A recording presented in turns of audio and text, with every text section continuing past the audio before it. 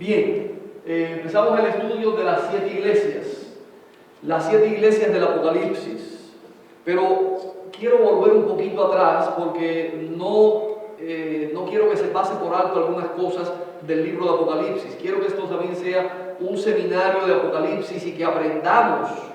Ustedes necesitan hacer apuntes porque vamos a estar dando una clase. Y si tienen una pregunta que hacer, también la pueden hacer. Y si tenemos la respuesta, se la damos. Y si no, después, cuando tengamos la respuesta, podemos darla. Pero usted apunte, porque así aprende más. Felicito siempre a los que tienen sus apuntes y los que traen sus libretas para escribir. Gracias a Dios puse todo en orden esta semana y ya está funcionando el control desde acá. También ayer estuve trabajando con la cámara porque uno de los micrófonos estaba trabajando. Ya los pusimos a trabajar los dos, así que el equipo está trabajando mejor esta semana. Vamos a dar una introducción al libro de Apocalipsis. El libro de Apocalipsis está compuesto por ¿cuántos capítulos? 22 capítulos. Quiero que tengamos un esquema en nuestra mente acerca del libro de Apocalipsis. Necesitamos tener esquematizado este libro para entenderlo. Necesitamos grabar en nuestra mente cómo está organizado y qué contiene cada uno de los capítulos, para que podamos por lo menos tener una idea amplia del libro y entonces vamos a ir estudiando también cada uno de estos capítulos en detalle. El libro de Apocalipsis tiene 22 capítulos. Es importante que lo comprendamos y que sepamos que esos capítulos tienen enseñanzas básicas para nuestro tiempo. Ahora, el capítulo número 1, contiene la introducción al libro, los saludos del apóstol Juan y también los saludos a la iglesia, saludos a las 7 iglesias. Allí envía el apóstol Juan. Y también contiene la primera visión en el libro. La primera visión está en el capítulo número 1 y esa visión es donde aparece Jesús, el Hijo del Hombre, en medio de los 7 candeleros. Y entre paréntesis, ¿qué significan los 7 candeleros? Las 7 iglesias. Así que la visión número 1, el capítulo número 1, Jesús, el Hijo del Hombre, paseándose en medio de los 7 candeleros, es Cristo que está en medio de las 7 iglesias. Eso significa que está en medio de su iglesia, que está atendiendo, protegiendo y cuidando a su iglesia, que no ha abandonado a su iglesia. Y después podemos profundizar un poquito más en eso. En el capítulo número 2 y 3 están los mensajes a las 7 iglesias. Es lo que estamos estudiando desde la semana pasada. Los mensajes a las 7 iglesias. ¿Dónde? ¿En qué capítulo están? Capítulos 2 y 3.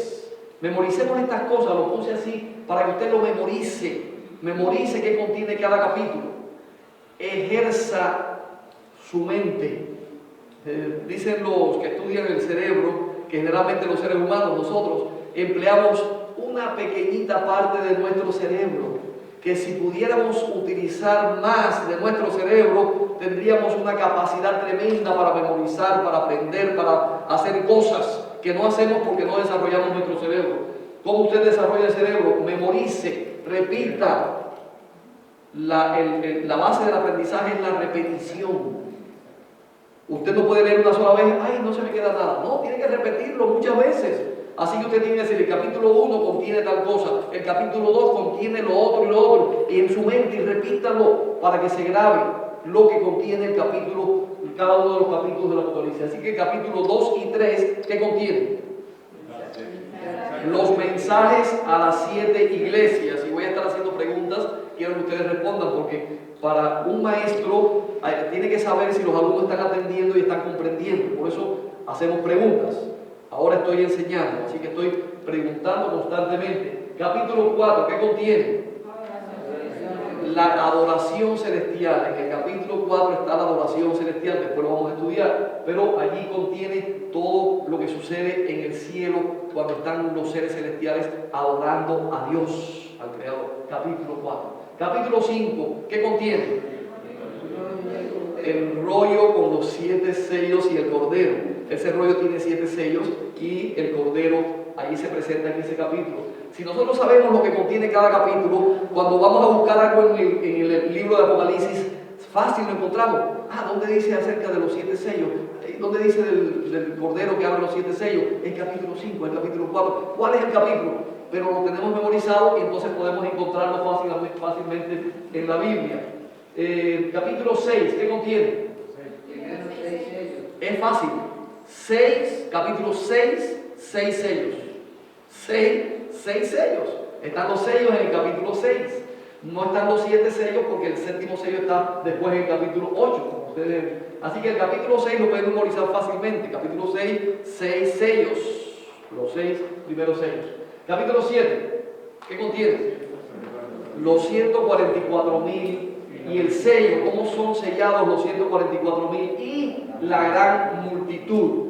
Algunos piensan que este es un solo grupo. Piensan que los 144,000 y la gran multitud es un solo grupo. Yo creo que son 2 grupos. Y después se lo voy a explicar cuando estudiemos ese capítulo. Pero creo que son 2 grupos diferentes. En los 144,000 y la gran multitud son 2 grupos diferentes. El capítulo 8 entonces contiene el séptimo sello y las primeras 4 trompetas. ¿Cuántas trompetas son?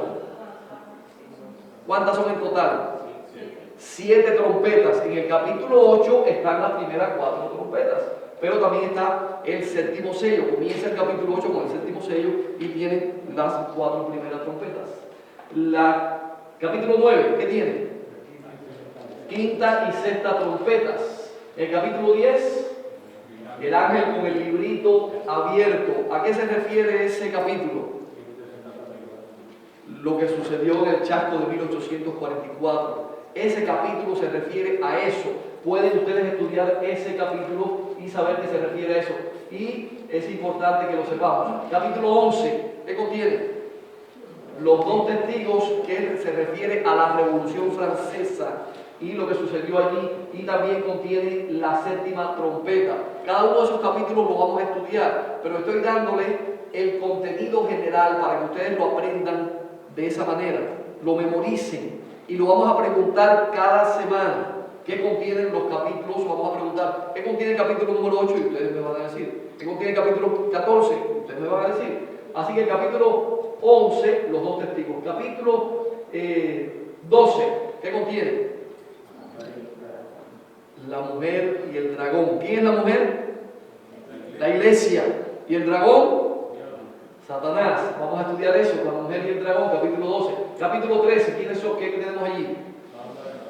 Las 2 bestias. Surgen 2 bestias en el capítulo 13. Ustedes memoricen eso, este orden de cosas, porque así lo vamos a aprender. Capítulo 14, ¿qué contiene? El cántico de los 144,000 y el mensaje de los 3 ángeles y la tierra cegada. Generalmente cuando pensamos en capítulo 14 y solamente pensamos en el mensaje de los 3 ángeles, pero tiene más. El capítulo 14 no solamente tiene el mensaje de los 3 ángeles, tiene el cántico de los 144,000 y tiene también la tierra que es cegada. Hay 2 siegas, 2 cosechas. Vamos a estudiarlo después. Capítulo 15, ¿qué contiene?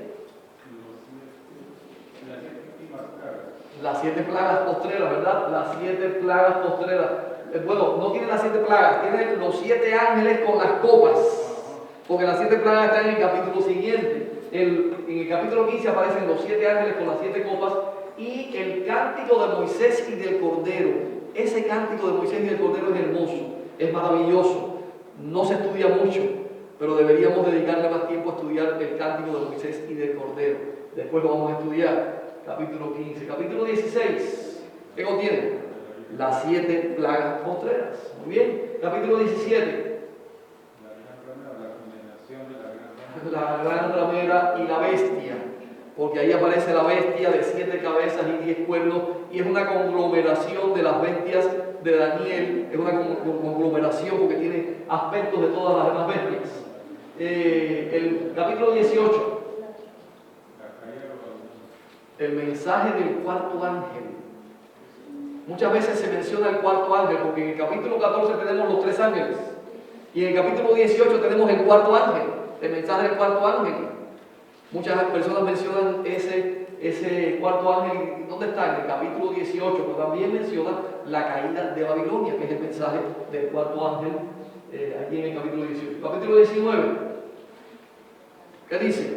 ¿De qué trata? El cántico de la gran multitud, la cena de bodas del Cordero y también el jinete del caballo blanco. De eso hablé aquí hace unos días, el jinete del caballo blanco. Pero es importante que tengamos en cuenta esas tres partes del capítulo 19. El cántico de la gran multitud, la cena de bodas del Cordero y el jinete del caballo blanco, porque son tres cosas diferentes que hay en ese capítulo 19. Capítulo 20, ¿qué contiene? El milenio, los 1000 años y el juicio ante el trono. Muy, muy importante. Capítulo 21, ¿qué contiene? El cielo nuevo y la tierra nueva y la nueva Jerusalén. Ahí están los detalles de todo eso, de todas esas cosas. Y el capítulo 22 habla de que la segunda venida de Cristo está cerca y se cierra la gracia. Allí menciona las palabras que pronunciará el sumo sacerdote al final del tiempo de gracia. El que sea salvo, el que sea justo todavía, el que es impío, sea impío todavía. Y allí se mencionan esas palabras donde se cierra la gracia. Eso es en forma general lo que mencionan los 22 capítulos del Apocalipsis. Por favor, aprendan lo que significa, es decir, lo que tienen, el contenido de esos capítulos, porque lo voy a repasar cada sábado. Hay capítulos que ya sabemos, hay capítulos que no sabíamos qué es lo que contiene. Memoricen para que puedan recordar todas estas cosas. Los que quieran, por favor, hagan anotaciones y algunos están tomando fotos también de la pantalla y así lo tienen todo de una sola vez. Toman una foto y ya, es rápido y después lo pueden anotar. Lo malo es que tomen foto y después se les olvide que tienen la foto y no la miren más. Entonces tomen la foto, pero pásenlo a una libreta y en esa libreta estudien. ¿Pasamos? Muy bien. Las 7 iglesias. Vamos a estar repasando estas cosas cada sábado. Las 7 iglesias tienen 3 mensajes o tienen 3 aplicaciones diferentes. 3 aplicaciones. ¿Cuáles son estas 3 aplicaciones? Literal. Primero, aplicación literal. ¿Qué significa que tiene una aplicación literal el mensaje de las iglesias? Para las iglesias que existieron en ese tiempo. El mensaje era para las iglesias de ese tiempo. Es un mensaje literal para ellos de aquel tiempo. La iglesia de Éfeso, la iglesia de Esmirna, la iglesia de Sardis, cada una de las iglesias existían en aquel tiempo y recibieron el mensaje literalmente para ellos. ¿Ok? Era un mensaje literal, pero también tiene un mensaje que es representa un periodo de la historia de la iglesia universal. Un periodo de la historia de la iglesia universal. ¿Cuántos periodos de la historia de la iglesia hay? 7 iglesias. 7 iglesias son 7 periodos. Así que 7 periodos de la iglesia, 7 periodos de la historia. ¿Cuál es la iglesia en la cual nosotros nos encontramos en este momento de la historia? La iglesia de la Odisea es el último periodo de la historia de la iglesia. Por lo tanto, estamos cerca de la segunda venida de Cristo. Se está acabando el periodo de la iglesia universal. Y en la tercera aplicación, ¿cuál es?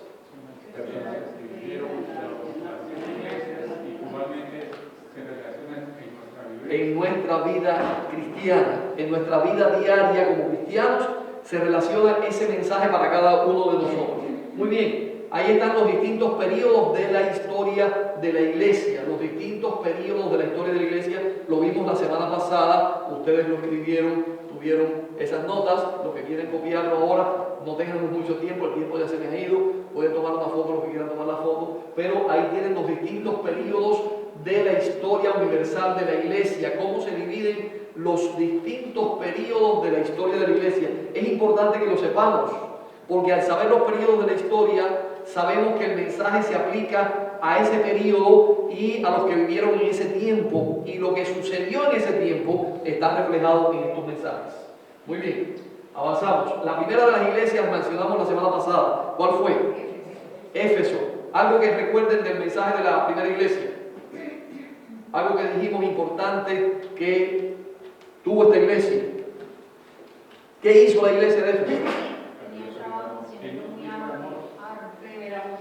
Tenían el primer amor, predicaron el mensaje con entusiasmo, alcanzaron al mundo conocido de su tiempo, cumplieron con su misión. La iglesia de Éfeso, aunque tuvieron algún problema, ¿habían perdido? el primer amor. Y el Señor le dice, arrepiéntete y vuelve de donde has caído, levántate de donde has caído.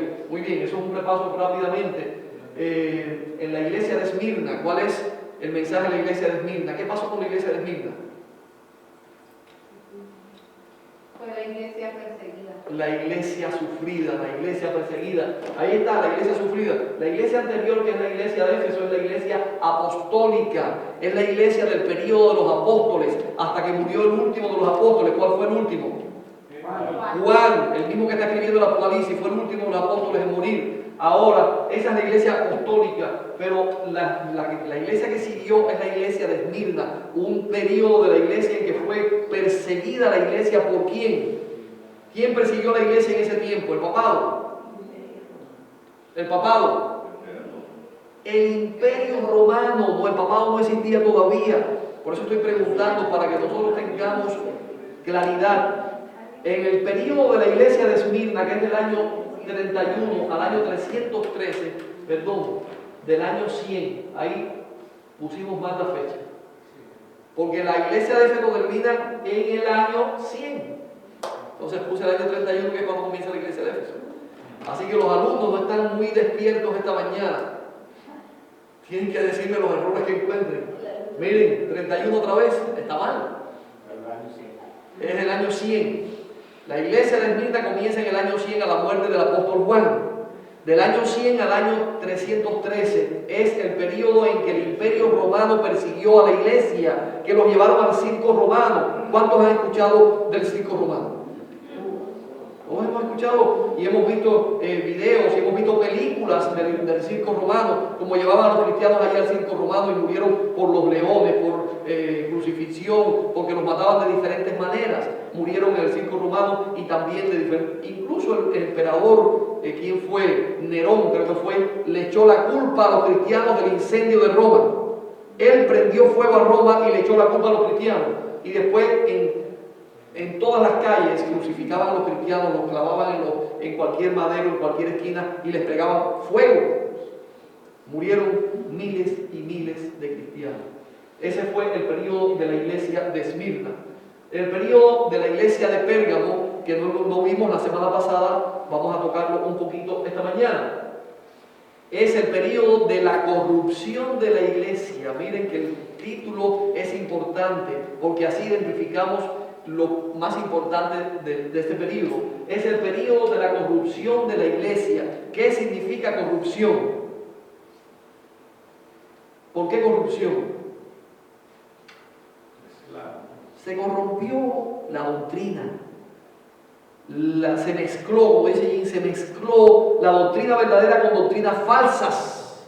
Se introdujeron a la iglesia enseñanzas paganas, doctrinas paganas. Se introdujeron a la iglesia muchas cosas que no eran del cristianismo, que no eran de Cristo, que no eran de los apóstoles, y las introdujeron a la iglesia. ¿Quién fue uno de los responsables de eso? Ahí está, si leen lo pueden encontrar. Constantino. Constantino se hizo cristiano aparentemente. O sea, es como si el enemigo cambió la estrategia. O sea, que como vio que a través de la persecución y la muerte no pudo. Había más hazañas de la persecución. Se multiplicaban los cristianos. Había más semillas del evangelio. Así es. Entonces el emperador Constantino cambió la estrategia. Entonces, más bien no salíamos, nos hacemos cristianos, pero a pesar de que convertirse en el cristianismo, todo el paganismo que tenían lo mezclaron a la iglesia. Les voy a contar lo que sucedió. Constantino tuvo un sueño, una visión, un sueño, dice él, que vio que él estaba ganando en una batalla, pero era porque tenía la cruz de Cristo.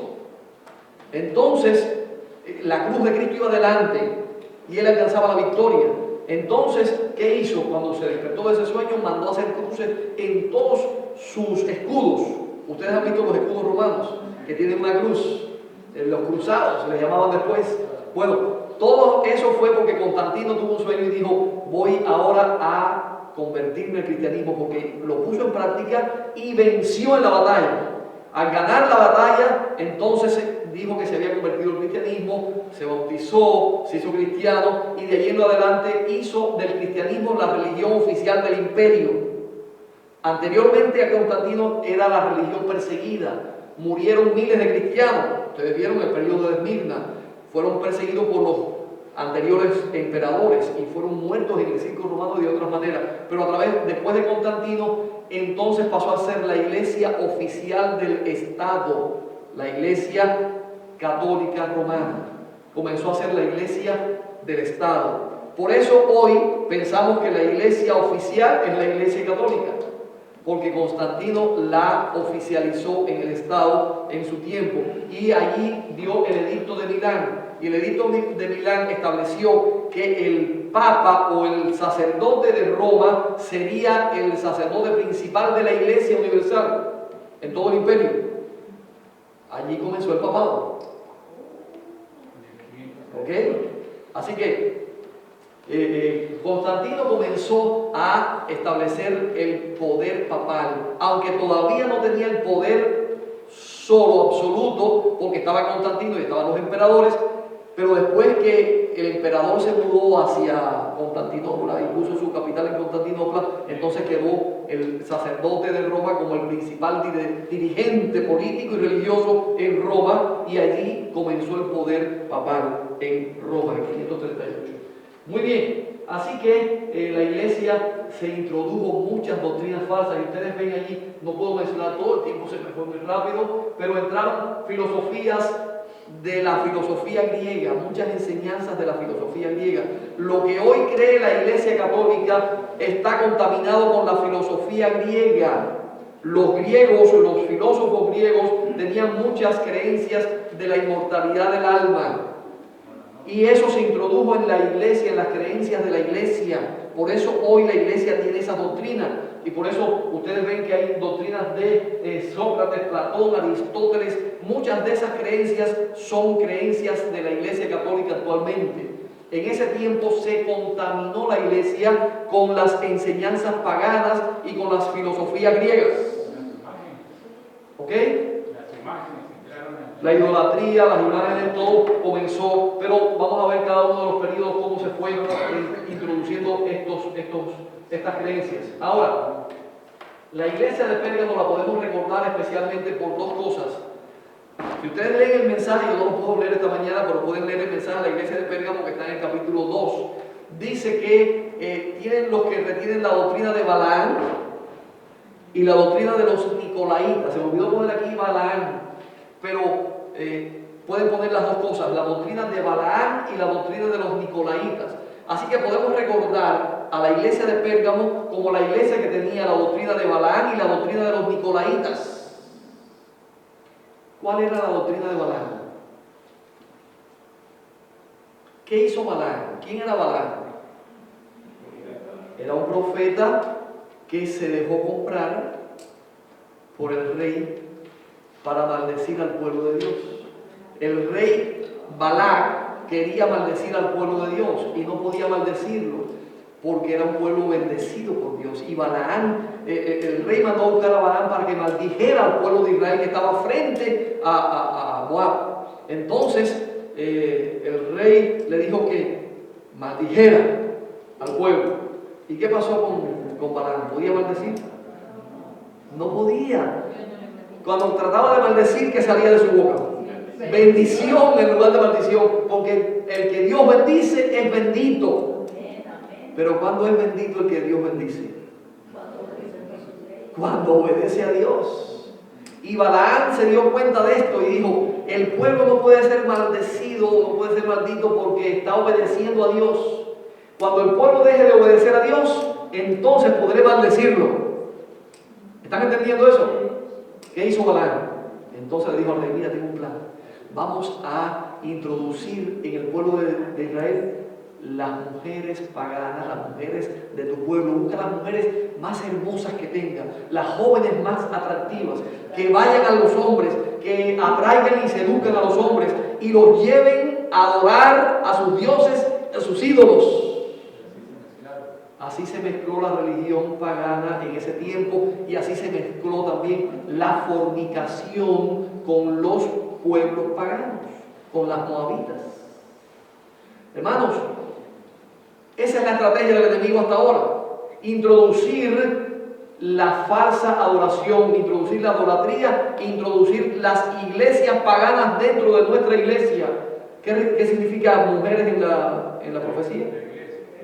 ¿Y quiénes entraron para traer la idolatría? Mujeres. Las mujeres moabitas entraron al pueblo para seducir a los hombres a la idolatría y al sexo. Las mujeres moabitas, las mujeres representan iglesias en profecía.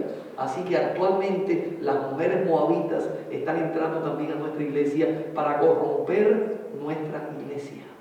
La fornicación está entrando a nuestra iglesia a través de las iglesias paganas, las iglesias que se llaman iglesias hermanas, pero no son tan hermanas porque tienen doctrinas falsas y adoran a dioses paganos y a dioses falsos y tienen fornicación con todas las demás religiones. Por eso hoy la iglesia está cayendo en fornicación cuando entra en relación con las iglesias paganas, las iglesias vecinas y las iglesias que se dicen ser cristianas y no lo son. Esa es la doctrina de Balaam, que enseñó a cometer fornicación al pueblo de Israel y mezcló la idolatría y mezcló la fornicación en el pueblo de Israel. Pero también está la doctrina de los nicolaitas. ¿Cuál es la doctrina de los nicolaitas? Esas son las cosas que yo quiero que ustedes memoricen. ¿Cuál es? Ya vimos la doctrina de Balaam, ya saben cuál es la doctrina de Balaam, la fornicación, la idolatría, la introducción de la falsa adoración del pueblo de Dios. Pero también está la doctrina de los nicolaitas. Y esa doctrina se conoce, se escucha muchas veces. En la iglesia de Éfeso está la doctrina de los nicolaitas, pero dice de la iglesia de Éfeso que no soportaba la doctrina de los nicolaitas, no aceptaba. Así que Éfeso no aceptaba a los nicolaitas en el tiempo apostólico, porque los apóstoles parece que les abrieron los ojos, les enseñaron las doctrinas correctas y no aceptaban a los nicolaitas. Pero en la iglesia, en el periodo del tiempo de Pérgamo, entró y aceptaron la doctrina de los nicolaitas. ¿Cuál era la doctrina de los nicolaitas? La enseñé aquí hace quizás algún tiempo atrás, un año o algo así. Aquí la tengo. Dice que el Señor aborrece, porque ahí en el mensaje de Pérgamo dice que tiene la doctrina de los nicolaitas, la cual yo aborrezco. El Señor aborrece la doctrina de los nicolaitas. ¿Cuál es la doctrina de los nicolaitas? ¿Qué dice Romanos 3:31? Alguien que lea Romanos 3:31. Ahí está la doctrina de los nicolaitas. Bueno, tenemos que entenderla, pero ahí está. Romanos 3:31, ¿qué dice? Entonces, por la fe invalidamos la ley de ninguna manera, más bien confirmamos la ley. Por la fe invalidamos la ley. Ahí está la doctrina de los nicolaitas. ¿Qué hacen los nicolaitas? Invalidan la ley por la fe y la gracia. Ellos dicen, somos salvos por fe y por gracia, no por obras, entonces no hace falta guardar la ley. Gracia barata. Esa es la doctrina de los nicolaitas, que gracias a Dios en nuestro tiempo no existe. Sí existe. Y no solamente existe en las iglesias evangélicas y protestantes, existe también en nuestra iglesia. Se está enseñando que no necesitamos guardar los 10 mandamientos para ser salvos. Podemos ser salvos sin guardar los 10 mandamientos, porque se enseña ahora que usted no es salvo por guardar los mandamientos. Así que si no somos salvos por guardar los mandamientos, que es verdad, no somos salvos por guardar los mandamientos, entonces no tenemos que guardar los mandamientos para ser salvos. ¿Se dan cuenta de la enseñanza? Esa es la doctrina de los nicolaitas, la cual el Señor dice, yo aborrezco. Miren lo que dice esa nota de Elena G. de White. Se enseña mucho ahora la doctrina que el Evangelio de Cristo ha anulado la ley de Dios, que creyendo quedamos librados de la necesidad de ser hacedores de la palabra. Pero esta es la doctrina de los nicolaitas que Cristo condenó tan implacablemente. Así que, hermanos, la doctrina de los nicolaitas persiste hasta hoy y está entrando poderosamente dentro de la iglesia adventista del séptimo día. Tristemente, ¿somos salvos por guardar el sábado? Entonces no tenemos que guardar el sábado. Pero eso es lo que se enseña. Esa es la doctrina de los nicolaitas. ¿Están entendiendo lo que estoy diciendo? Como que no nos salvamos por guardar los mandamientos, entonces no tenemos que guardar los mandamientos. Y como yo no puedo guardar los mandamientos, pues entonces no puede Dios obligarme a guardar los mandamientos. No puede juzgarme porque yo no guarde los mandamientos. Porque yo no puedo guardar los mandamientos. Esa es la doctrina de los nicolaitas y quiero que ustedes la tengan presente en su mente. Esa es la doctrina que aborrecía Cristo Jesús y que es característica de la iglesia de... ¿Qué iglesia? Pérgamo. Por eso pregunto, concéntrense. La iglesia que amaba a los nicolaitas, ¿cuál era? La iglesia de Pérgamo. Aceptaba a los nicolaitas, aceptaba la doctrina de los nicolaitas. La iglesia de Éfeso aborrecía a los nicolaitas. Era la iglesia apostólica. Pero la iglesia de Pérgamo aceptaba a los nicolaitas. Y terminamos con la iglesia de Tiatira. La iglesia de Tiatira es la edad oscura, el tiempo de la edad oscura. ¿Qué significa edad oscura? No hubo adelanto científico, que la Biblia estuvo completamente guardada. No había luz. Si es oscura, es que no hay luz. ¿Y qué cosa es la luz? La palabra de Dios. Lámpara a mis pies tu palabra y lumbrera mi camino. En este periodo de la historia se trató de destruir la Biblia, se trató de eliminar la Biblia, se trató de esconder la Biblia. No había luz, no había palabra de Dios. En ese periodo se persiguió a los que estudiaban la Biblia, a los que tradujeron la Biblia, los persiguieron, los mataron, los llevaron a distintas formas de muerte. Y ahí podemos encontrar y ver a una persona muy interesante, Jezabel. Así que la iglesia de Pérgamo la podemos reconocer por la doctrina de Balaán y la doctrina de los nicolaitas. Recuerden, Pérgamo, Balaán y los nicolaitas. Tiatira, Jezabel. La tía Jezabel. Tiatira, la tía Jezabel.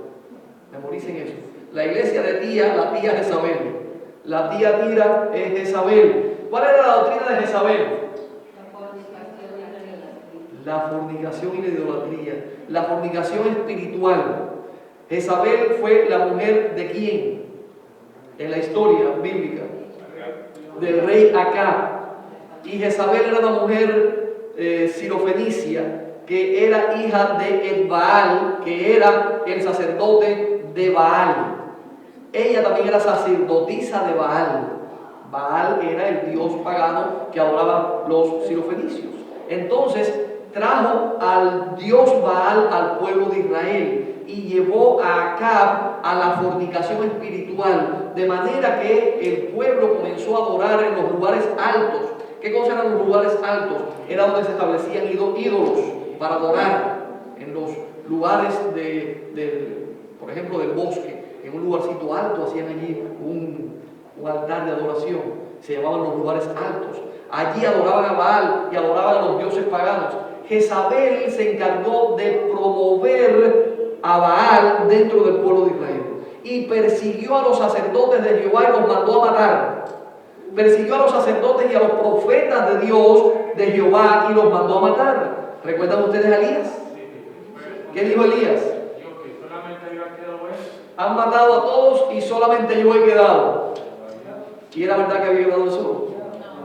Dios siempre tiene un remanente. Recuerden eso, Dios siempre tiene un remanente. Y dice el Señor, no, sino que me he reservado 7,000 rodillas que no se han doblado delante de Baal.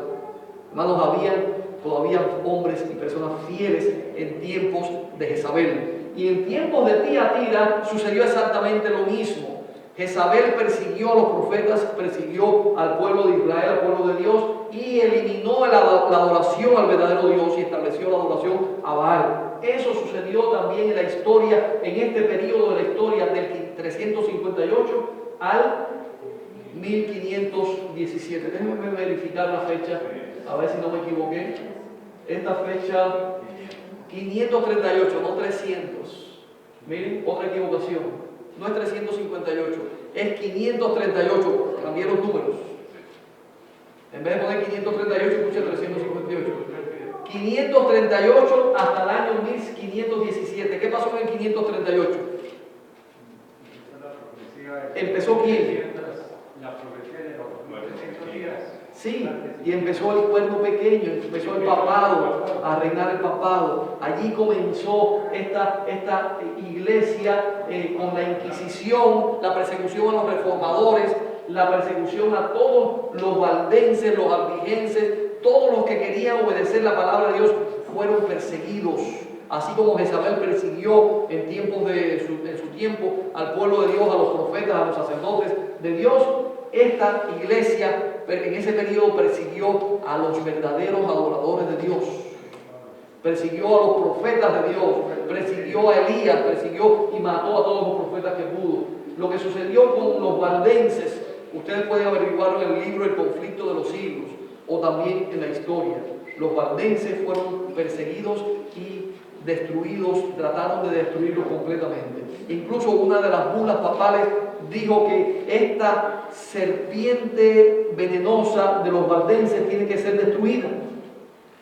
Está escrito de esa manera. La persiguieron osadamente, con saña, hasta destruir todos los valdenses que pudieron. Fue un tiempo tremendo, un tiempo difícil. Hermanos, en nuestro tiempo también hay Jezabel. ¿A quién representa Jezabel? Una mujer representa la iglesia. Jezabel es la iglesia falsa. Jezabel es la mujer que se sienta sobre el gobierno. La mujer que viene en Apocalipsis 17, que vamos a ver después, se sienta sobre la bestia. La bestia, dijo Jim esta mañana, ¿qué cosa es la bestia? ¿Qué cosa es una bestia en profecía? Un reino, es el reino civil, el poder del Estado. Y la mujer en Apocalipsis 17 se sienta sobre la bestia, que es el Estado, sobre el poder civil. Jezabel en su tiempo se sentó sobre quién? Sobre el rey Acab y dominó al rey Acab. Dice el espíritu de profecía que Acab se casó con Jezabel, que era una mujer de espíritu y carácter resuelto y decidido. Y lo dominó y lo controló todo lo que ella quiso. Llevó al pueblo de Israel y Acab a la idolatría y al pecado contra Jehová. Establecieron dioses de Baal en todas partes, hasta en el templo de Jerusalén. Cosas terribles. Así que Jezabel, que es una mujer, se sentaba o dominaba sobre el poder político. Una sacerdotisa falsa de Baal sobre el pueblo de Dios y sobre el Estado, sobre el gobierno civil que era el rey Acab. Lo mismo está sucediendo hoy. Hay una iglesia que se sienta sobre el poder civil y está tratando de controlar al mundo entero, tratando de dirigir a los gobiernos del mundo. Yo no sé si hay alguna religión que ustedes sepan que está haciendo eso. Si hay algún poder religioso que está tratando de dominar a los reyes de la tierra, que reúne a los reyes en su sede, que reúne a los poderes políticos y les dice lo que tienen que hacer un pacto de educación, que tienen que hacer un pacto del cambio climático, yo no sé quién es, pero ustedes sí saben quién es. Se reúne con ellos y los domina y los controla. Es una mujer, una iglesia que está sobre el gobierno civil y el Estado. Está sucediendo lo mismo en nuestro tiempo. Y que salimos de ahí. Amén. Los que hayan podido salir de ahí, gracias a Dios yo nunca entré. Pero los que entraron y salieron, gracias a Dios que fueron liberados y se escaparon del enemigo. Hermanos, estamos viviendo también tiempos proféticos. Y estamos viviendo lo que sucedió en la historia, está sucediendo nuevamente hoy. Ojalá que nosotros podamos comprender esto. El próximo sábado continuaremos entonces con la siguiente iglesia. ¿Cuál es la siguiente iglesia? Sardis. Y terminaríamos con Filadelfia y la Odisea, que pensaba terminar hoy con Sardis, pero no tenemos más tiempo, el tiempo se nos fue. Pero la semana próxima veremos a Sardis y también Filadelfia y la Odisea, si Dios nos lo permite. Pero repasen cada una de las cosas que hemos estado enseñando. No vale la pena ser oidores olvidadizos. Tenemos que estudiar, apuntar, repasar y aprender. Grabarlo en nuestras mentes para que nadie nos engañe. Jesús dijo, mirad que nadie os engañe. La palabra de Dios es la que nos hace libres.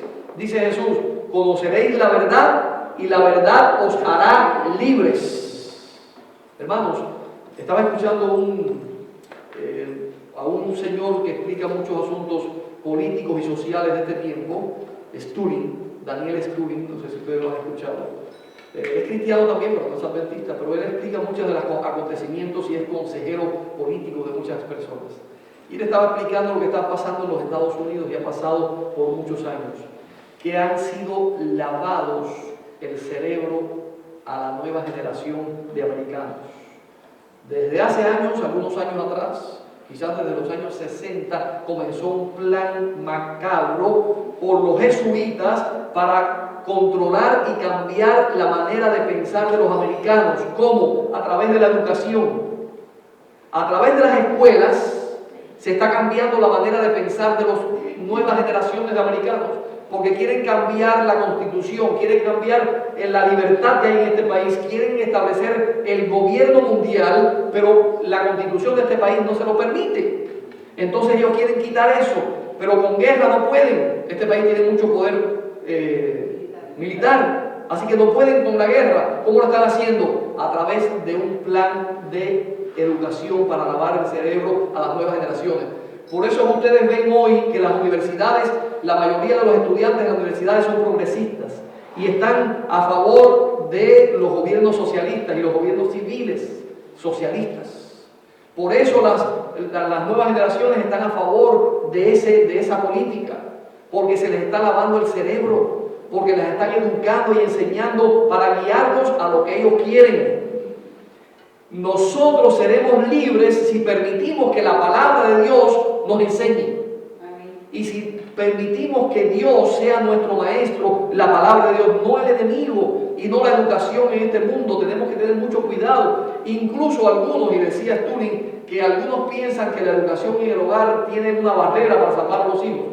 La educación en el hogar está controlada y dirigida por el mismo poder que dirige la educación civil en las escuelas civiles. El que estudia, por ejemplo, en la casa, los padres, que son los maestros en la casa, tienen que dirigirse por un programa de estudio que viene por la computadora. No es que yo quiera enseñar o que yo quiera educar a mis hijos de la manera que yo quiera. Tienen que guiarse por un programa de estudio que les llega a través de la internet o a través del libro o lo que sea, pero tienen que dar ese programa de estudio. Así que no hay manera de librarse del lavado de cerebro que quieren hacerle a nuestros hijos en este país. Manipulando, controlando, cambiando.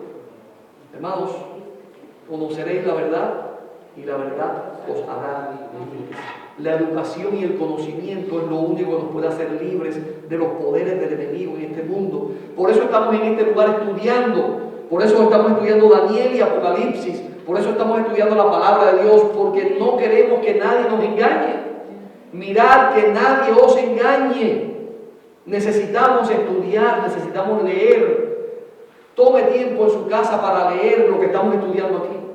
Tome tiempo en su casa para revisar las anotaciones, para memorizar, para grabar en su mente, para que el enemigo no pueda engañarte ni lavar tu cerebro, ni el de tus hijos.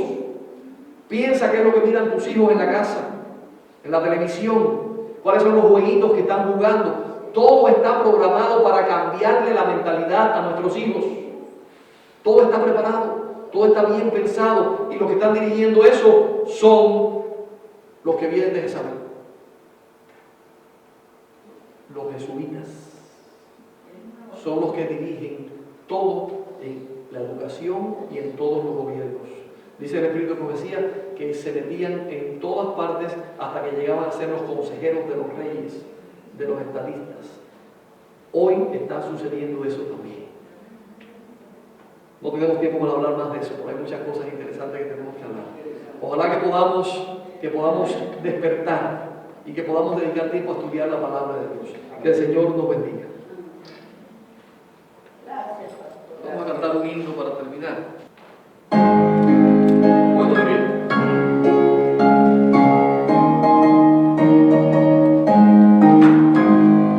Todas las promesas del Señor Jesús son apoyo sobre mi fe. En cantos y antiguos cantos yo su luz, siempre en sus promesas confiaré.